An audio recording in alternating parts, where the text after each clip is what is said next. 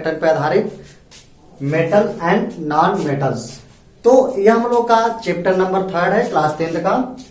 तो इसमें हम लोग धातु और अधातु को जानने से पहले कि हम लोग जानेंगे कि जो धातु है और अधातु है आखिर ये क्यों धातु और अधातु है सभी। तो हम लोग जानते हैं कि एक होता है तत्व। जो किसी पदार्थ का जो सूक्ष्मतम कण जो होता है वह होता है तत्व। और एक पदार्थ क्लास 9th में पढ़े होंगे कि पदार्थ जो स्थान गिरता है उसको हम लोग क्या कहेंगे, पदार्थ कहेंगे। तो जो पदार्थों का जो सूक्ष्मतम कण होता है वह होता है हम लोग का तत्व।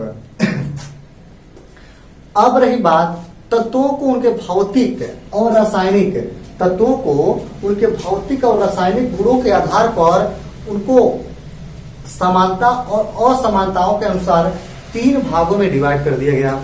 जो डिवाइड कर दिया गया तो उसमें था पहला था धातु या दूसरा था धातु, कुछ भी मान लीजिए, पहला दूसरा था अधातु और तीसरा हम लोग का है उपधातु। तो अब धातु क्या होता है, अधातु क्या होता है और उपधातु क्या होते हैं, उसी के बारे में इस पूरे चैप्टर में हम लोग अध्ययन करेंगे। तो चलिए आइए स्टार्ट करते हैं। धातु, तो धातु में क्या पढ़ेंगे, मेटल्स में पढ़ेंगे कि इनकी physical property, chemical property and इसके यूजेज और इसका बनाने की विधि, यानी जो भी तत्व होते हैं उनको कैसे बनाया जाता है। धातु क्या होते हैं, अघातवर्धनी होते हैं, तन्यता होते हैं, क्या होता है, सारी जानकारी इसमें दी जाएगी। तो चलिए आइए स्टार्ट करते हैं धातुओं के बारे में। तो धातु एंड मेटल्स, तो हम लोग जानते हैं धातु छोटे क्लास में पढ़े होंगे, 6, 7, 8 में पढ़े होंगे कि जो उष्मा तथा विद्युत का जो चालन करते हैं जिसमें सुचालक होता है उसी को हम लोग क्या कहेंगे, धातु कहेंगे। जो तत्व जो उष्मा तथा विद्युत का चालन करते हैं उसी का कहेंगे धातु कहते हैं। जैसे हम लोग का एल्युमिनियम हो जाएगा, लोहा भी हो जाएगा, लोहा, एल्युमिनियम, चांदी, ये सब क्या होते हैं, ये धातु होते हैं। सोना भी कर सकते हैं, ETC बहुत सारे तत्व होते हैं जो धातुओं के रूप में काम आते हैं। अब इसका पढ़ेंगे physical property, chemical property and इसके यूजेस पढ़ेंगे। तो पहला टॉपिक हम लोग का फिजिकल प्रॉपर्टी। इसका फिजिकल प्रॉपर्टी हम लोग देखेंगे भौतिक गुण। तीसरी धात्विक चमक होती है, इसमें तन्यता होती है, अघातवर्धनी होते हैं, कठोरता होती है, गलनांक और क्वथनांक, विद्युत व उसमें चालकता होती है। तो एक एक करके पूरी पॉइंट को हम लोग समझते हैं। पहला है धात्विक चमक, मेटालिक लस्टर। मेटालिक लस्टर है धात्विक चमक। जो हम लोग का ये जो धातु होते हैं, लिखना आप लोग चाहे तो लिख सकते हैं इसमें कि जो धातुएं होती हैं उसमें एक चमक होती है। आप लोग इसमें चाहे तो लिखना, तुम्हारे भौतिक गुण में पूरा चाहे तो लिख सकते हैं। और ये भी कर सकते हैं कि भौतिक गुण में पहला हेडिंग डाल करके धात्विक चमक लिख करके उसमें लिख सकते हैं कि जो तत्व होते हैं, जो धातु होते हैं उसमें एक विशेष प्रकार की चमक होती है, उसमें एक विशेष प्रकार की चमक होती है। जैसे है हम लोग का सोना हो जाएगा, चांदी हो जाएगा इत्यादि कर दीजिए। सोना, चांदी, इस पर हम क्या कर सकते हैं, चमक पैदा कर सकते हैं। रगड़ करके भी आप चमक पैदा कर सकते हैं। तो सोना, चांदी, कॉपर, ये सब क्या होते हैं, उसमें एक विशेष प्रकार की चमक होती है। एक अपवाद सुन लीजिए, अपवाद में यह आता है, इसमें अपवाद ये भी आ जाता है कि आयोडीन भी चमक होता है और हम लोग का ग्रेफाइट भी चमक होता है। ग्रेफाइट में भी आयोडीन में भी चमक होता है, ग्रेफाइट में भी चमक होती है। लेकिन ये क्या होते हैं, अधातु होते हैं, यह अधातु होती है। तो ये अपवाद होते हैं, तो इसको हम लोग नहीं लिखेंगे। आप वो सिर्फ लिखेंगे कि धातु में विशिष्ट प्रकार की चमक होती है। जैसे सोना हो गया, चांदी हो गया, लोहा हो गया इत्यादि कर देंगे। अपवाद नहीं लिखेंगे इसमें। अपवाद भी चाहे तो लिख सकते हैं। अपवाद के रूप में आयोडीन में भी चमक और ग्रेफाइट में भी चमक होती है, लेकिन तो यह क्या होते हैं, अधातु होते हैं। नेक्स्ट हम लोग का देखेंगे, अगला टॉपिक है तन्यता। तो हम लोग का जो तन्यता होती है, जो तन्यता वह क्या होता है कि जो धातुएं होती हैं उसमें एक विशेष प्रकार की खींचने की क्षमता होती है। यानी जो धातु होते हैं उसको हम लोग चाहे तो खींच करके लंबा बना सकते हैं। महीन तारों जो तार आप लोग देखते हैं, कॉपर की तार या मान लीजिए चांदी तो तार बनेगा नहीं, लोहे का तार देख सकते हैं, एल्युमिनियम का भी तार देख सकते हैं। तो उसको हम लोग क्या कर सकते हैं, पतला से पतला कर सकते हैं। तो एल्युमिनियम को उतना पतला नहीं कर पाएंगे जितना हम लोग कापर को कर सकते हैं। वह बहुत ज्यादा पतला कर सकते हैं उसमें, क्योंकि उसमें तन्यता का गुण होता है। तो जिसमें तन्यता का गुण होता है वह हम लोग पतले से पतले तारों में वितरित हो सकते हैं। तो धातुओं में एक विशेष प्रकार की तन्यता होती है, अपवाद। इसके अपवाद जो होते हैं, इसके जो अपवाद होते हैं, मान लीजिए क्या हो जाएगा, गैलियम भी हो सकता है, गैलियम हो गया, जिंक हो गया, ये सब क्या हो गया, ईटीसी कर लीजिए। यह अपवाद की श्रेणी में आते हैं। जिंक और गैलियम ये तनते नहीं है, सब ये होते हैं, सब एक्सेप्शन हो जाते हैं, सब अपवाद। तो सारे चीजों में यार अपवाद तो होता ही है, सबसे ज्यादा केमिस्ट्री ही अपवाद ही है। अब नेक्स्ट देखेंगे आघातवर्धनी है। तो आघातवर्धनी में क्या होता है उसको देखते हैं।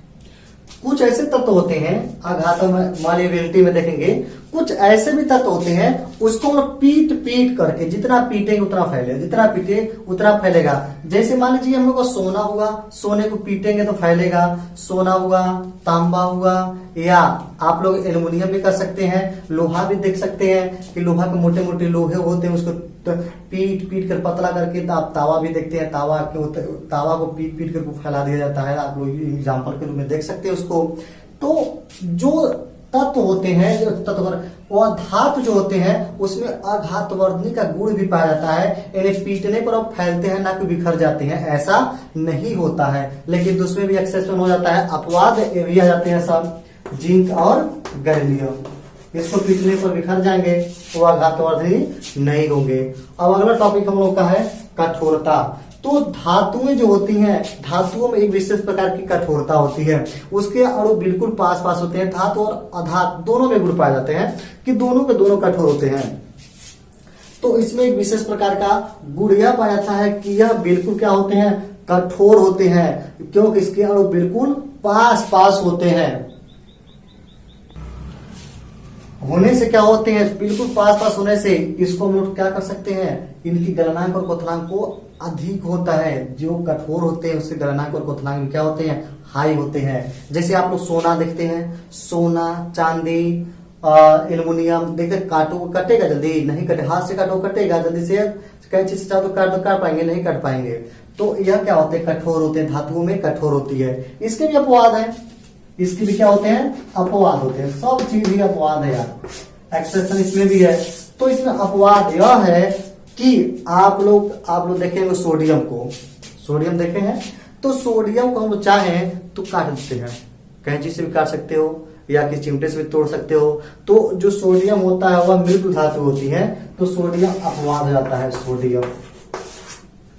नेक्स्ट हम लोग का है गलनांक और क्वथनांक। तो जिनके जो धातु में कठोर होते हैं उनके गलनांक और क्वथनांक में क्या होते हैं, बिल्कुल बहुत ज्यादा हाई होते हैं। और जो गलनांक और क्वथनांक देखेंगे तो गलनांक मतलब जिस ताप पर जब कोई गलता है तो उस ताप को उससे क्या कहलाता है, गलनांक कहलाता है, वही हम लोग गलनांक कहलाता है। क्वथनांक मतलब उबलना, जिस ताप पर कोई उबलता है तो उसको उस ताप को क्या कहेंगे, क्वथन कहेंगे। और यह जो गुण होती है उसी को हम लोग क्या कहेंगे, क्वथनांक कहेंगे।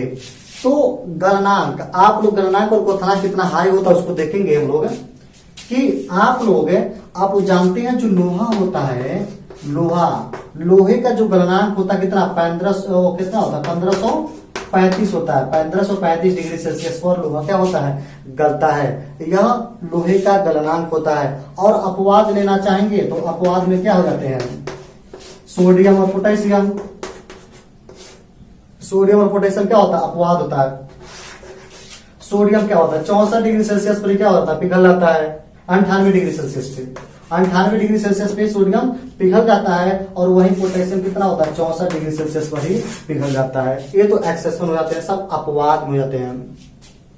और सीजियम, यार सीजियम को हाथ लगाओ ही पिघल जाएगा, तो ये भी अपवाद हो जाता है। सीजियम हो जाएगा अपवाद, सोडियम हो जाएगा अपवाद, पोटेशियम, यह अपवाद को नहीं पढ़ना आप लोग को। सिर्फ आप लोग कह सकते हैं गलनांक और क्वथनांक कह देंगे कि जो धातु होती हैं उसके गलनांक और क्वथनांक बहुत ही उच्च होती है, बस इतना ही लिखना रहता है।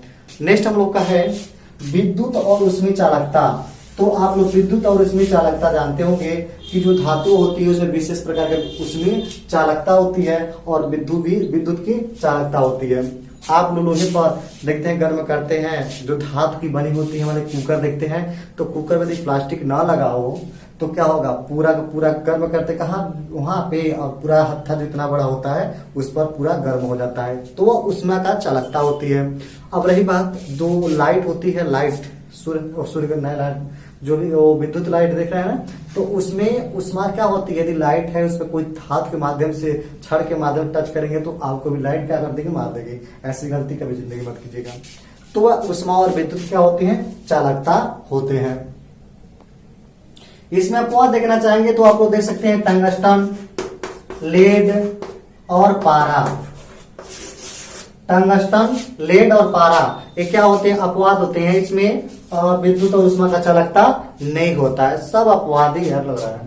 दूसरी बात हम लोग कह सकते हैं भंगुरता भी कह सकते हैं, यह भंगुर होते हैं। कितना छवा होता है, सातवां कह सकते हैं, एक भंगुर होता है, भंगुर ब्रेटलेस ब्रिटनानेस होता है। तो भंगुर मतलब यह जिसको पीटो बिखर जाए तो उसको कहेंगे भंगुर, और जिसको पीटने पर बिखरे ना उसको कहेंगे भंगुर नहीं है। तो जो धातुएं होती है वो भंगुर नहीं होती हैं। तीसरा वो चाहे तो लिख सकते हैं घनत्व, डेंसिटी। तो धातु जो होती है उसकी घनत्व भी ज्यादा होती है, इसकी डेंसिटी ज्यादा होती है। तो ये था धातुओं की फिजिकल प्रॉपर्टी।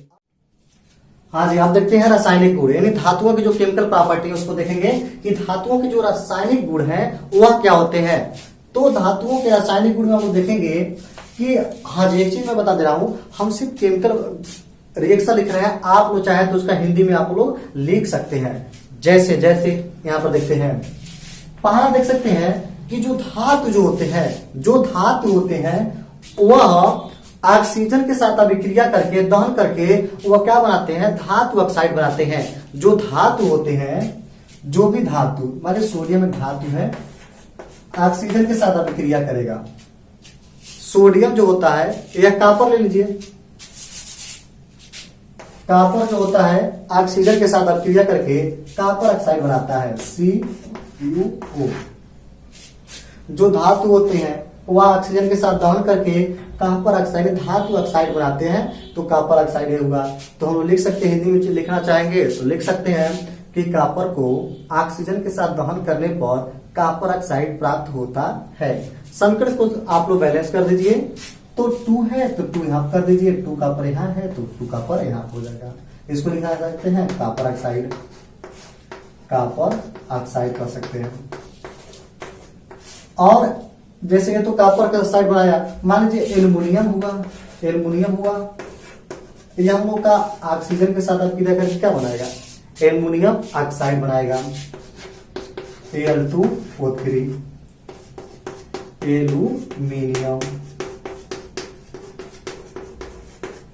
Aluminium oxide. यानी जो एल्युमिनियम होता है वह भी धातु एल्युमिनियम है, तो अभी ऑक्सीजन के साथ अभिक्रिया करके एल्युमिनियम ऑक्साइड बनाएगा Al2O3। आप लोग समीकरण को क्या कर दीजिए, इक्वेशन को बैलेंस कर दीजिए। 3 ऑक्सीजन है, यहाँ पे 2 ऑक्सीजन है, तो 3 को हम लोग क्या कर सकते हैं, 6 कर सकते हैं, इसको भी 6 कर सकते हैं, तभी हो पाएगा। तो यहाँ 2 से और यहाँ 3 से, 3 और 2 3 दूना 6, 3 दूना 6, 2 दूना 4 एल्युमिनियम हो गया, तो यहाँ 4 कर देंगे। ये तो था इसका केमिकल प्रॉपर्टी। अब हम लोग देखेंगे कि यह जो हम लोग का है एल्युमिनियम ऑक्साइड, जो यह एल्युमिनियम ऑक्साइड यह उभयधर्मी ऑक्साइड होता है। तो उभयधर्मी ऑक्साइड, ध्यान दीजिएगा, उभयधर्मी ऑक्साइड मोस्ट इंपॉर्टेंट क्वेश्चन कभी कभी पूछ सकता है कि उभयधर्मी ऑक्साइड क्या होते हैं। तो आप लोग लिख लीजिए, जल्दी से लिखिए इसको, उभयधर्मी ऑक्साइड किसे कहते हैं। तो इसका डेफिनेशन यह होगा कि जब कोई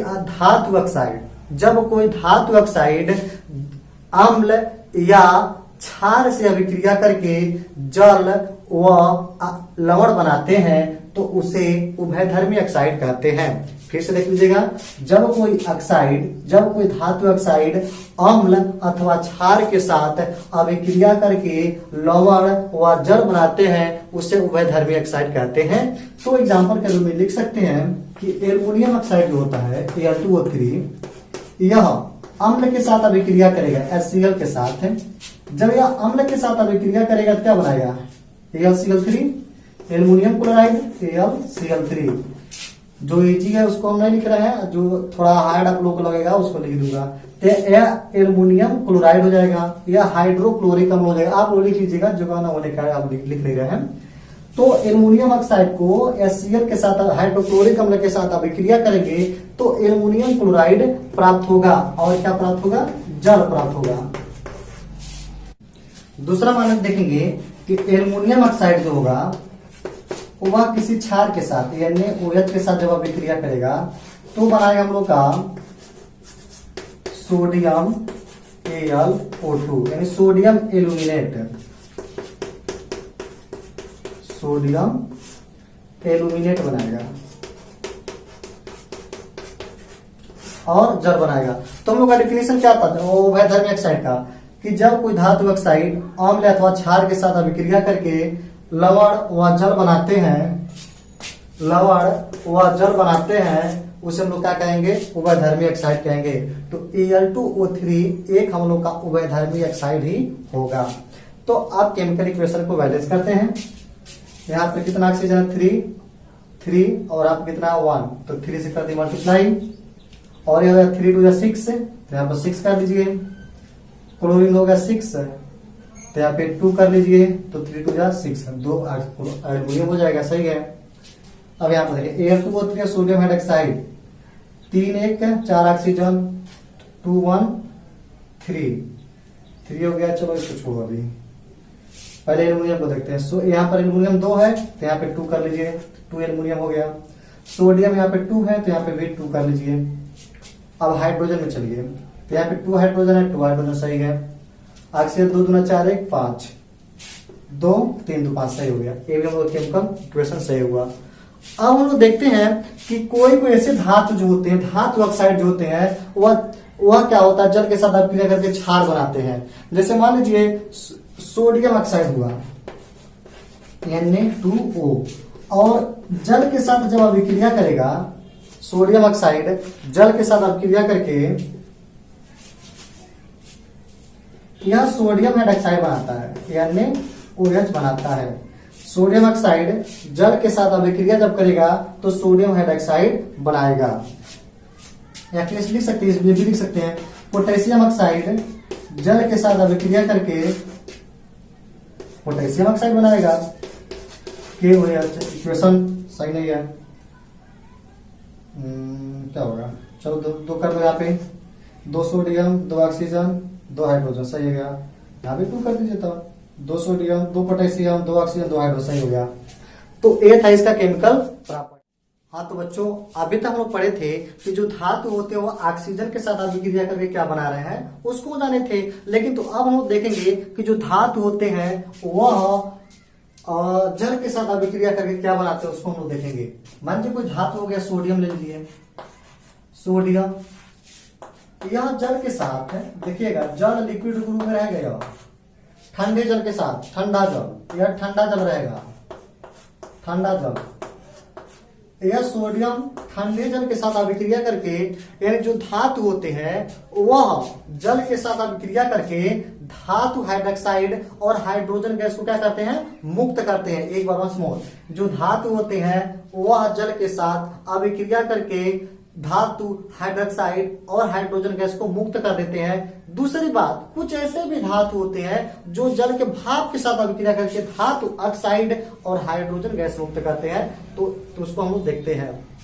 तो धातु जो होता है जल के साथ अभिक्रिया करके धातु हाइड्रोक्साइड बनाता है, NaOH ना लिखना था, ना लिखो, NaOH बनाता है, सोडियम हाइड्रोक्साइड बनाता है और हाइड्रोजन गैस को क्या कर देता है, मुक्त कर देता है। अगला देख सकते हैं सोडियम, मान लीजिए दूसरा हो जाता है पोटेशियम, ये भी ठंडे जल के साथ अभिक्रिया करता है। आप इसको लिख लीजिएगा, पोटेशियम ठंडे जल के साथ अभिक्रिया करके क्या करता है, ये भी पोटेशियम हाइड्रोक्साइड KOH और हाइड्रोजन गैस को जी लिख लीजिएगा, बाहर निकाल देता है। समीकरण संतुलित है जी सब, 2 हाइड्रोजन 1 सोडियम 1 सोडियम, एक ऑक्सीजन सही है। अरे यार 2 1 3 हाइड्रोजन है यहाँ पे ना, तो समय तो बैलेंस कर लेते हैं पहले। तो 2 1 3, तो इसको क्या कर देंगे, पहले देखो सब कुछ ठीक ठाक है, हाँ सही है, यहाँ 2 कर दीजिए, तो यहाँ पे भी 2 कर देंगे, यहाँ पर भी 2 कर देंगे, कंप्लीट हो जाएगा। तो इसी तरह से भी 2 कर दीजिए, 2 कर दीजिए, 2 कर दीजिए, 2 दूना 4, 2 2 4, 2 2 सही है।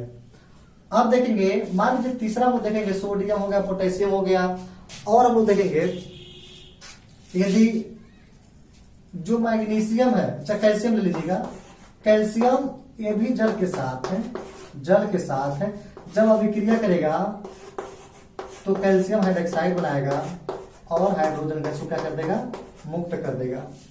जो कैल्शियम होता है अभी जल के साथ अभिक्रिया करके कैल्शियम हाइड्रोक्साइड और हाइड्रोजन गैस को मुक्त करता है।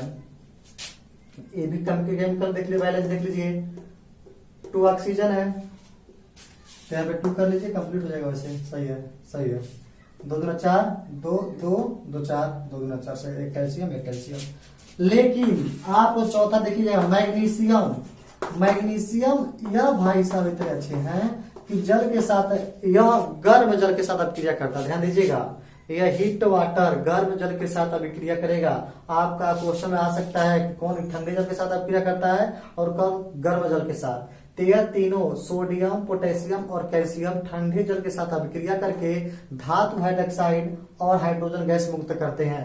बट मैग्नीशियम ऐसे नहीं कर पाता है, तो जल को क्या किया जाता है, गर्म किया जाता है। तो मैग्नीशियम जल के साथ, गर्म जल के साथ अभिक्रिया करके magnesium hydroxide Mg magnesium hydroxide बनाता है और हाइड्रोजन गैस को मुक्त करता है।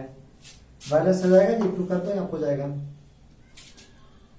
अब देखेंगे दूसरा टॉपिक हम लोग का है, 5वां क्वेश्चन देख लेंगे कि अब क्या होता है कि जो हम लोग का एल्युमिनियम हुआ, लोहा हुआ या जिंक हुआ, यह जल के साथ अभिक्रिया नहीं करते हैं मेरे भाई, यह भाप के साथ अभिक्रिया करते हैं सब।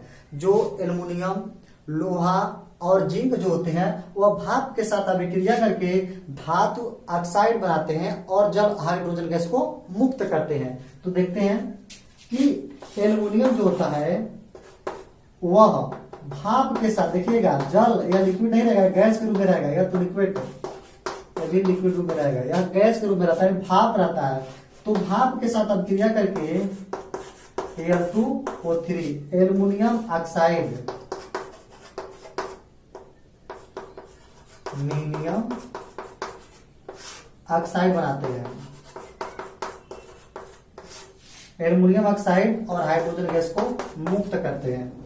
इक्वेशन कंप्लीट है जी, 2 कर लीजिए, यहाँ पे हाइड्रोजन 2 है, हाइड्रोजन 2 है, ऑक्सीजन 3 होती है, 3 कर दीजिए, 3 ऑक्सीजन, 3 दूना 6, यहाँ पर 3 2 6 हो जाएगा, सही हो जाएगा।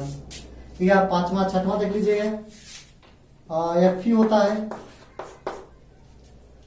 जो लोहा होता है ये भी जल के साथ अभिक्रिया करके, गैस के साथ अभिक्रिया करके, इसको मिटा रहा हूं, अभिक्रिया करके क्या बनाता है, Fe3O4 बनाता है और हाइड्रोजन गैस को मुक्त, आयरन ऑक्साइड बनाता है, Fe3O4 बनाता है और जल को मुक्त कर देता है। कंप्लीट कर लीजिए इसको, 4 1 5, पहले Fe3 3 1 4 1 5 5, नहीं जी ज्यादा हो जाएगा क्या, सही मिल जाए, रुकिए इसको सही कर लीजिए। ऑक्सीजन कितना है, 4 1 5, यहाँ पर 1 है तो 5 करेंगे तो 5 2 10 हो जाएगा। इसको अच्छे से देख लीजिएगा बढ़िया से, देखिए गलत है यार, ये सही नहीं है, इसलिए कंप्लीट हो पा रहा था। तो जल और Fe3O4 होगा, यहाँ पर कितना ऑक्सीजन है, 2 4 है, तो यहाँ 4 से मल्टीप्लाई कर दीजिए, 4 हो जाएगा। 4 2 8 ऑक्सीजन हो गया, तो 4 से यहाँ पे मल्टीप्लाई कर दीजिएगा, कोई मिस्टेक हो रहा था, जल लिख दिया गया था। तो लोहे को जल के साथ अभिक्रिया करके आयरन ऑक्साइड और हाइड्रोजन गैस को मुक्त करेगा। ये हम लोग का केमिकल प्रॉपर्टी था, इतना लिख लीजिए आप भी लोग। हाँ जी, एक बचा जिंक। जिंक जो होता है वह भी जल के साथ अभिक्रिया करके zinc oxide, ZnO, zinc oxide और हाइड्रोजन गैस को क्या कर देगा, मुक्त कर देगा। देखिएगा ये भी गैस के रूप में ही होगा, तो जिंक होगा, सभी का कंप्लीट कर लीजिए, 2 2 1 1 2, सही कंप्लीट है। ये हम लोग केमिकल प्रॉपर्टी, इतना आप लोग इसको नोट कर लीजिए। अब हम लोग देखेंगे अम्लों के साथ अभिक्रिया। जो धातु है सब अम्ल के साथ अभिक्रिया करके क्या क्या बनाते हैं। तो जो अम्ल होते हैं वह धातु के साथ किसके साथ अभिक्रिया करेंगे, सोडियम, मैग्नीशियम, एल्युमिनियम, जिंक या अदर भी लोहा ले सकते हैं, उसके साथ अभिक्रिया करके क्या क्या बनाते हैं। तो आपके एनसीईआरटी क्वेश्चन में दिया भी है, इसको देख लेते हैं कि जो सोडियम होता है वह अम्ल के साथ यानी HCl के साथ है। आपको क्वेश्चन में दिया हुआ है एनसीईआरटी में कि सोडियम जो होता है हाइड्रोक्लोरिक अम्ल के साथ अभिक्रिया करके क्या बनाएगा, NaCl बनाएगा और हाइड्रोजन गैस को मुक्त कर देगा। 2 कर दीजिए, 2 कर दीजिए, 2 कर दीजिए। ये तो पहला था। दूसरा हम लोग देखेंगे एल्युमिनियम जो था वह हाइड्रोक्लोरिक अम्ल के साथ अभिक्रिया करके AlCl3 बनाएगा और हाइड्रोजन गैस को मुक्त कर देगा। 3 3 3 अब तो मिस्टेक हुआ भाई, 3 यहां कर दीजिए 6 6 2 3 3 6 6 यहां पर 2। तीसरा हम लोग का है एल्युमिनियम और जिंक के साथ अभिक्रिया करके, जिंक के साथ अभिक्रिया करके क्या बनाएगा, जिंक क्लोराइड ZnCl2 और हाइड्रोजन गैस को मुक्त कर देगा। 2 क्लोरीन 2 कर दीजिए, हाइड्रोजन भी तो सही हो जाएगा। चौथा हम लोग का है जिंक हो गया, एल्युमिनियम हो गया, या फिर लीजिए यह HCl के साथ अभिक्रिया करके क्या बनाएगा, FeCl2 और बनाएगा आयरन क्लोराइड और हम लोग का हाइड्रोजन गैस को मुक्त कर देगा। 2 कर दीजिए, यही सही है। लेकिन आप लोग का जो कॉपर होता है यह कॉपर हाइड्रोक्लोरिक अम्ल के साथ अभिक्रिया करेगा तो कोई रिएक्शन नहीं होता है।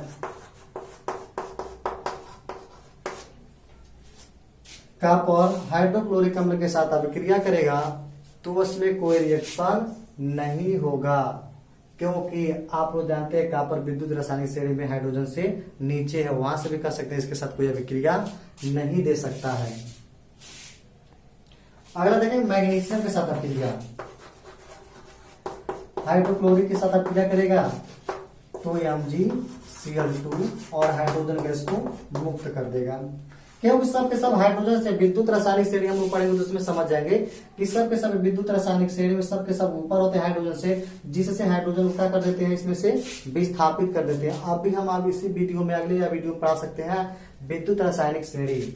तो इसको कर लीजिए सही से, MgCl2 होगा, यहाँ 2 कर लीजिए, सही हो जाएगा।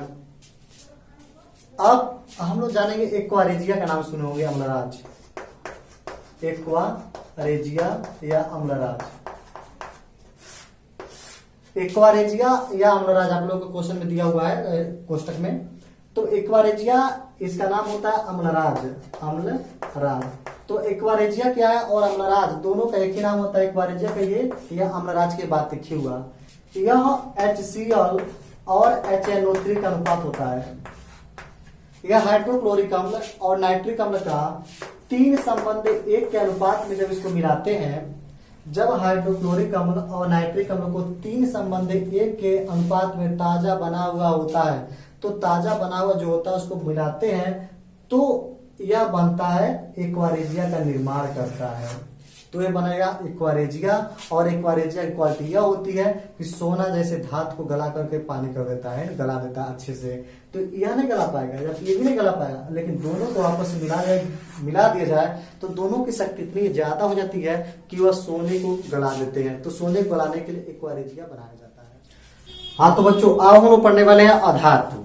तो अधातु है नॉन मेटल्स। तो नॉन मेटल्स क्या होते हैं उसको हम लोग सबसे पहले जानेंगे।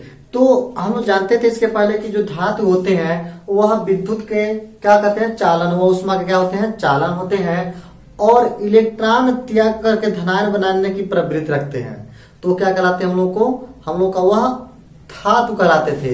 लेकिन तो यह जो होता है हम लोग अधातु जो होते हैं वह विद्युत के भी और उष्मा के कुचालक होते हैं। तो कह सकते हैं कि जो आप लोग लिख लीजिएगा इसको कि जो तत्व उष्मा के, जो धातुएं उष्मा व विद्युत के कुचालक होते हैं उसे अधातु कहते है।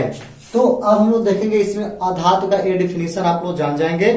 तो इसमें क्या कहते हैं, एक और हो सकता है कि यह इलेक्ट्रॉन को ग्रहण करके ऋणायन बनाने की जो प्रवृत्ति रखते हैं उसे अधातु कहते हैं। तो आप लोग समझ जाइए कि जो विद्युत व ऊष्मा क्या होते हैं, कुचालक होते हैं। उसे हम लोग क्या कहेंगे, अधातु कहेंगे। जो इलेक्ट्रॉन ग्रहण करके निगेटिव बनाने की जो प्रवृत्ति रखते हैं, ऋणात्मक बनाने, ऋण चार्ज बने और ऋणी बनाते हैं अपने आप को, यानी ऋणायन बनाने की प्रवृत्ति रखते हैं, उससे हम लोग क्या कहते हैं, अधातु कहते हैं। यह क्या होता है कि यह भंगुर होते हैं, यह आघातवर्धनीय नहीं होते हैं। यह भंगुर होते हैं, आघातवर्धनीय नहीं होते हैं। तो आप लोग अब इसका फिजिकल प्रॉपर्टी टोटली हम लोग इसको देखते हैं। इसका फिजिकल प्रॉपर्टी देखेंगे, भौतिक गुण। तो देखेंगे पहला हम लोग का अधात्विक चमक। तो अधात्विक जो अधातु होते हैं उसमें विशेष प्रकार की चमक नहीं होती है। जो अधातु होते हैं उसमें एक विशेष प्रकार की चमक नहीं होती है। जैसे मान लीजिए सल्फर हो गया, इसमें एक विशेष प्रकार की चमक नहीं होती है। इसका आप लोग अपवाद देखना चाहेंगे तो आप लोग इसका अपवाद भी देख सकते हैं। इसके अपवाद में आप लोग देखेंगे कि इसमें बहुत सारे अपवाद ऐसे हैं जो धातु होते हुए भी, उसमें अधातु होते हुए भी एक विशेष प्रकार की उसमें क्या होती है, चमक पाई जाती है। जैसे मान लीजिए आयोडीन, उस दिन पढ़े थे हम लोग, धातु पढ़े थे कि आयोडीन और ग्रेफाइट अधातु होते हैं, फिर भी उसमें एक विशेष प्रकार की चमक होती है। यह इसके अपवाद हो जाते हैं। दूसरा हम लोग का है विद्युत व ऊष्मीय चालकता। तो विद्युत व ऊष्मीय चालकता में तो हम लोग कह सकते हैं कि जो अधातु होते हैं वह ऊष्मा के कुचालक होते हैं, वह विद्युत के कुचालक होते हैं। तो जो अधातु होते हैं उसमें कुचालता का गुण पाया जाता है। जैसे फास्फोरस, सल्फर जो देखे होंगे, फास्फोरस, सल्फर या विद्युत क्या होते हैं, कुचालक होते हैं। लेकिन तो एक होता है कार्बन, अपवाद देख लीजिए कि कार्बन का एक अपरूप होता है ग्रेफाइट। तो जो कार्बन का अपरूप जो ग्रेफाइट होता है उसका उपयोग हम लोग क्या करते हैं कि आप लोग देखते होंगे इलेक्ट्रोड, कहते हो ग्रेफाइट एक छड़ लिया, ग्रेफाइट का एक छड़ लिया, तो आप ग्रेफाइट को लेते हुए छड़ इलेक्ट्रोड के रूप में, यानी वह इलेक्ट्रॉन का गमन करता है या अपवाद के रूप में होता है। इसमें अगला हेडिंग है भंगुरता। तो भंगुरता क्या होता है कि इसे जो अधातु होते हैं उसको पीटने पर टूट करके बिखर जाता है, तो उसे हम लोग क्या कहेंगे, भंगुर कहेंगे। जैसे फास्फोरस, सल्फर, इसमें भंगुर कौन होते हैं, फास्फोरस, सल्फर, बहुत सारे अधातु होते हैं जो 22 प्रकार के अधातु होते हैं लकड़ी गैस को लेकर के, सबको देखते हैं। तो फास्फोरस और सल्फर जो होते हैं वह भंगुर होते हैं। भंगुर किसे कहेंगे, जिसको पीटो तो अपने छोटे छोटे टुकड़ों में टूट जाता है, बिखर जाता है, उसे हम लोग क्या कहेंगे, भंगुर कहेंगे। अगला होता है अतन्यता। तो कुछ ऐसे तत्व होते हैं, अधातु होते हैं जिनको हम लोग पीटने पर तनता नहीं, फैलता ही नहीं है, इन आघातवर्धनीय होते हैं, आघातवर्धनीय नहीं होते हैं। पीट दो टूट जाए, फैलेगा ही नहीं। और तन्यता का गुण पाया जाता है, तन्यता नहीं होता है। तो लिख देंगे जो अधातु होते उसमें तन्यता का गुण नहीं पाया जाता। जैसे फास्फोरस, सल्फर, लग रहा है पूरा एग्जाम्पल ही उसी का दिया जाएगा। नेक्स्ट हम लोग कहेंगे कठोरता। अब देखिए जी, कठोरता, ब्रिटनेस। तो कठोरता जो होता है वह कुछ अधातु ऐसी है, सब में मैक्सिमम ऐसी है, सब अधातु की तो क्वालिटी है, उतना ज्यादा कठोर नहीं होते हैं, कम ही कठोर होते हैं। जैसे फास्फोरस, सल्फर, यह अधातु में जो है उतना ज्यादा कठोर नहीं होते हैं। लेकिन तो आप लोग सुने होंगे कि सबसे अधिक कठोर धातु कार्बन का अपरूप हीरा। ये तो हम लोग का अधातु है लेकिन सबसे ज्यादा कठोर होता है, तो ये अपवाद के रूप में आ जाता है। देख लो बहुत ज्यादा एक्सेप्शन है एंड बहुत सारे अपवाद हैं सब इसमें। अगला हम लोग का टॉपिक है गलनांक व क्वथनांक। तो गलनांक और क्वथनांक में देखेंगे कि जो अधातुएं होती हैं उसके गलनांक और क्वथनांक धातुओं की अपेक्षा कम होता है। नेक्स्ट हम लोग का है घनत्व। तो जो अधातुएं होती है जब गलनांक और क्वथनांक कम होगा तो वाकई में इसका घनत्व डेंसिटी भी क्या होगी, कम ही होगी। तो वह अधातुओं का फिजिकल प्रॉपर्टी था। इसका हम लोग एक केमिकल प्रॉपर्टी देख लेंगे।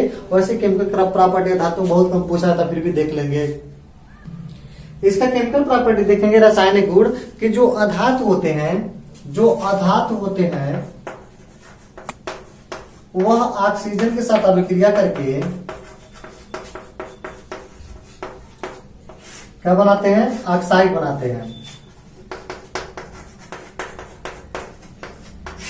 जैसे वो देखेंगे अधातु कोई मान लीजिए कार्बन ले लीजिए और ऑक्सीजन ले लीजिए, तो कार्बन और ऑक्सीजन आपस में क्या बनाते हैं, कार्बन डाइऑक्साइड बनाते हैं। देखिएगा भाप के साथ जब कभी कभी कार्बन मोनोऑक्साइड बनाता है। और तो पहला था ऑक्सीजन के साथ अभिक्रिया। आप लोग लिखना चाहेंगे तो लिख सकते हैं ऑक्सीजन, अधातुओं का ऑक्सीजन के साथ अभिक्रिया, ये आप लोग का हेडिंग रहेगा। उसमें लिखेंगे कि जो अधातु होते हैं वह ऑक्सीजन के साथ अभिक्रिया करके ऑक्साइड बनाते हैं। जैसे कार्बन और ऑक्सीजन जब आपस में अभिक्रिया करते हैं तो कार्बन डाइऑक्साइड बनाते हैं। अब नेक्स्ट हम लोग देखेंगे दूसरा, जो अधातु होते हैं वह हाइड्रोजन के साथ अभिक्रिया करके हाइड्राइड बनाते हैं। जैसे मान लीजिए अधातु मान लीजिए नाइट्रोजन हो गया, हाइड्रोजन के साथ अभिक्रिया करके हाइड्राइड यानी अमोनिया बनाता है। तो देखिएगा मॉलिब्डेनम और लोहे का चूड़ होना अनिवार्य होता है, उस में लिख रहे हैं। तो नाइट्रोजन और हाइड्रोजन मिलकर के अमोनिया का निर्माण करते हैं। यह हम लोग का अधातुओं का एक केमिकल प्रॉपर्टी हो जाती है। तो यहाँ पर 3 कर दीजिए, सही हो जाएगा, और यहाँ पे 2 कर दीजिए, सही हो जाएगा। 3 गुना 6, 3 गुना 6, 2 सही हो गया। ये हम लोग का केमिकल प्रॉपर्टी समाप्त हुआ। और अधातुओं के बारे में इतना नॉलेज, हम लोग बेसिक नॉलेज सब प्राप्त कर लिए। और धातुओं के बारे में अब हम लोग देखते हैं उपधात, मिश्र धात, अमलगम क्या होते हैं उसके बारे में देख लेंगे इसमें।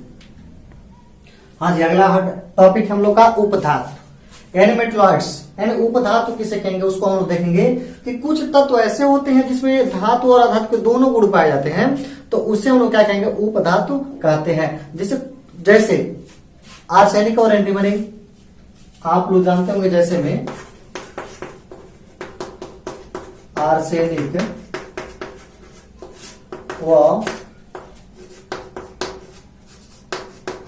एंटीमनी, अरे बहुत सारे होते हैं सब, ATC। तो कुछ तत्वों में धातु व अधातु के दोनों गुण उपस्थित होते हैं, उसे हम लोग मिश्र धातु कहते हैं। जैसे आर्सेनिक व एंटीमनी। नेक्स्ट टॉपिक है मिश्र धातु, एलॉय। तो 2 या 2 से अधिक तत्वों को आपस में मिश्रित करके जब प्राप्त किया जाता है उसे हम लोग क्या कहेंगे, मिश्र धातु कहते हैं। यानी 2 या 2 से अधिक धातुओं को गलित अवस्था में गला करके गलित अवस्था में मिश्रित करने पर निर्मित समांगी मिश्रण को मिश्र धातु कहते हैं। जैसे पीतल का नाम सुने होंगे। पीतल का कोई सूत्र बता सकता है क्या? पीतल का सूत्र कोई बता पाएगा? नहीं कोई बता पाएगा, क्योंकि यह जिंक और कापर के मिलने से बनता है। जिंक और कापर का, तो जिंक का रहता है 30% और कापर का रहता है 70%।